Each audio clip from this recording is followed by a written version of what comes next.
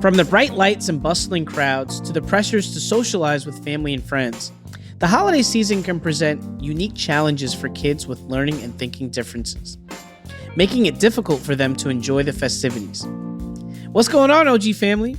Welcome to a new episode of The Opportunity Gap. I'm your host, Julian.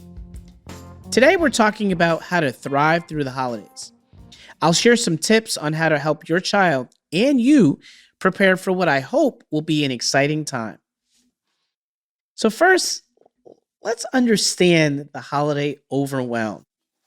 The holiday season can be filled with changes in routine, heightened expectations, and sensory overload. If you celebrate, there could be lights and presents and stress that comes with that, big gatherings, new experiences. It's a lot for you and it's a lot for your kids. And a lot of times there's big changes in schedule. This can be super challenging for kids with learning and thinking differences, especially because many of these kids thrive on predictability and sudden changes can lead to anxiety, right? Maybe a bedtime gets extended. Maybe you're not waking up normally. Maybe there are some things that are changing and kids can get really anxious. So the question is, how can you help your child prepare for the busy holiday season? Well, I am glad you asked. So here we are. 4 Julian gems. I love that phrase. First gem, practice these social scenarios ahead of time. Practice, practice, practice. Let's start by preparing our kids for social interactions. The holiday season is filled with those. And while social skills are vital for emotional development, they take practice to perfect. I know in my household, we host Thanksgiving and we have 20 people at my table. Normally, we're a family of 4. And so that changes things. We're on a different schedule. We're on other people's schedules. It gets a lot louder in the house.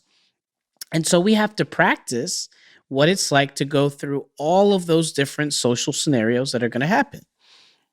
One way you can do that is by practicing greetings with family and friends. Encourage your child to express their preferences. Would they rather wave hello instead of hugging? Or would they rather shake hands?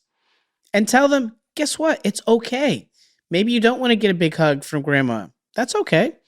You can even role play different scenarios together.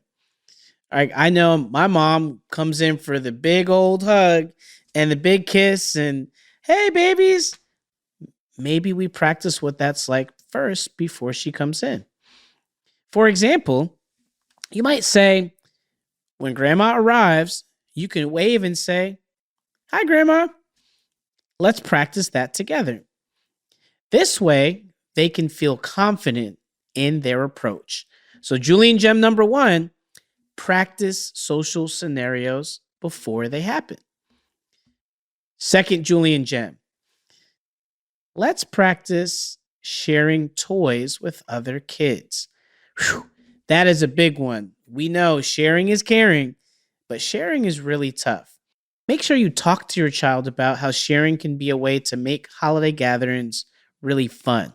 For instance, you could say, when your cousin comes over, you can show them your favorite toy and ask them, would you like to play with this together?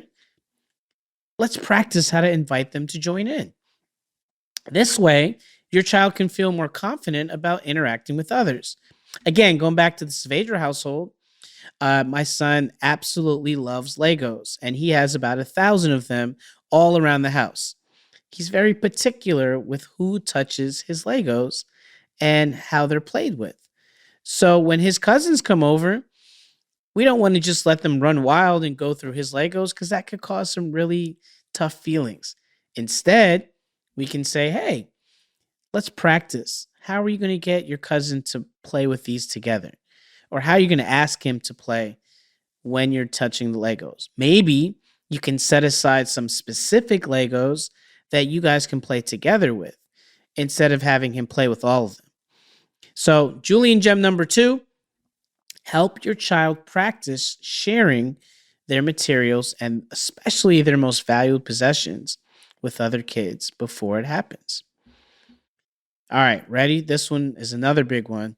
The holiday season is filled with bright lights, loud noises, bustling crowds, and it can be really overwhelming for kids.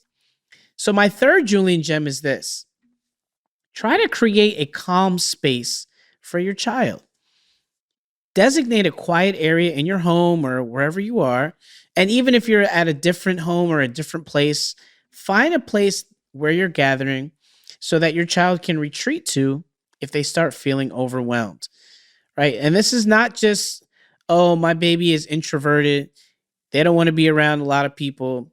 No, this can be a lot for kids, especially those that have sensory processing issues. And so you want to make sure that you're giving a place where they can feel like they can get away from a bit. And even if it's a couple of minutes just to recharge, it's really important. So here's what you can say to your child. If things get too loud, you can take a break here with some books or some soft toys. You can also offer to meet your child there to help calm down together. I know that some of my friends are not as extroverted as I am, and sometimes they have to retreat. They call it the ninja move, where one second you see them, another second they're gone. So I would recommend practice doing the ninja move with your children. Have them disappear for a little bit so that they can recharge and get themselves together. If your child is sensitive to sound, encourage wearing headphones. Headphones can help kids enjoy the fun without feeling overwhelmed by the noise. So, Julian gem number 3, create a calm space for your child. Clear expectations can help kids feel way more secure and prepared for holiday activities.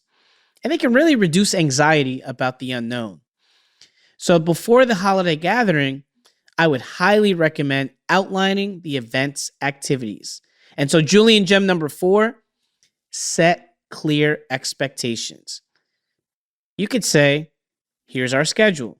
First, we're going to have lunch. Then we're going to open presents. Then we're going to play some games as a family. Then we're going to clean up. Then we're going to go home. So making it really clear, and even going as far as having a written out schedule with times and anticipated times of when things are going to happen, it really helps your children know what to expect before it happens. Knowing what the day entails will help your child be really clear about what they're expected to do too. And obviously, when you're setting clear expectations about the schedule, you also want to make sure you discuss behavior. I know that if you're like me, you probably got that talk from your parents. You better not embarrass me when we're in public. Or, I know we're around family. Be on your best behavior. This is not the time to do that. This is more talk about how behavior can be positive. And so you could say, instead of you better be on your best behavior, you could say, hey, during dinner, we'll practice using our indoor voices and waiting our turn to speak. Let's role play what that might look like.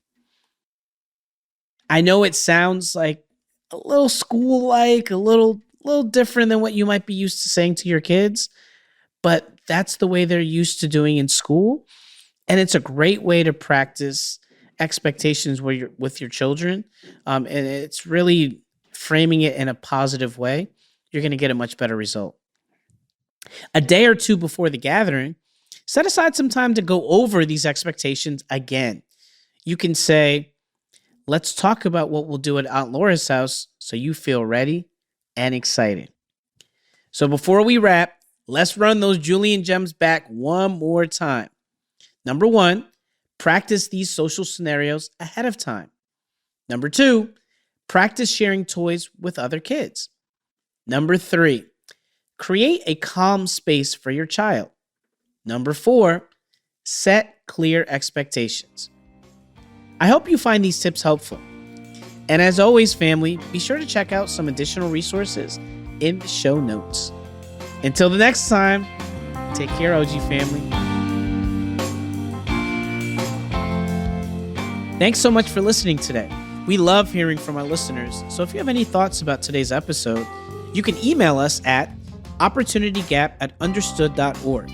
And be sure to check out the show notes for links and resources to anything we mentioned in the episode. This show is brought to you by understood.org.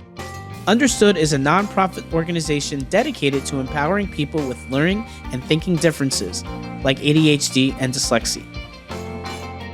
The Opportunity Gap is produced by The Tara Drinks and edited by Daniela Teo Garzon. Our theme music was written by Justin D. Wright, who also mixes the show.